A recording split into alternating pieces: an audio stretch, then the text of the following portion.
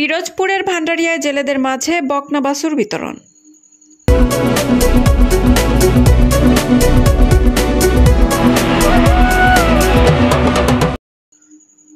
আসসালামু আলাইকুম। এডিপি বাংলার সংবাদে সবাইকে স্বাগত জানাচ্ছি আমি সুমা আহমেদ। পিরোজপুর থেকে মোহাম্মদ কবির খানের পাঠানো তথ্যচিত্রে দেখুন বিস্তারিত।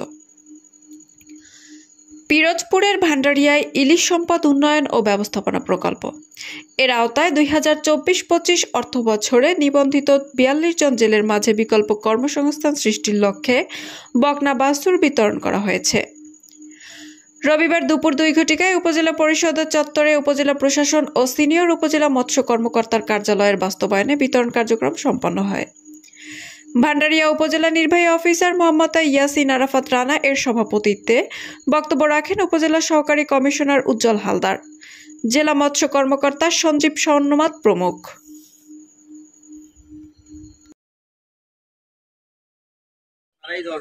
আপনার জন্যই সবকিছু চিন্তা করি। যাই হোক, আপনারা সকলে এটা থেকে স্বাবলম্বী হন। আমাদের জেলা থেকে জেলা মৎস্য অফিসার মহোদয় অনেক কষ্ট করে এসেছেন এবং তিনি অনেকক্ষণ যাবত অপেক্ষা করেছেন। রমজানে উনি হোম ভিজিট করে হলে সেটা রিকভারি করে দিলেন। মেসেজটা ক্লিয়ার। আপনারা যাওয়ার পরে এখন দেখা যাচ্ছে যে আপনারা অনেকেই এখানে যদি 42% হয়, তার মধ্যে দেখা যাচ্ছে 90% জীবনে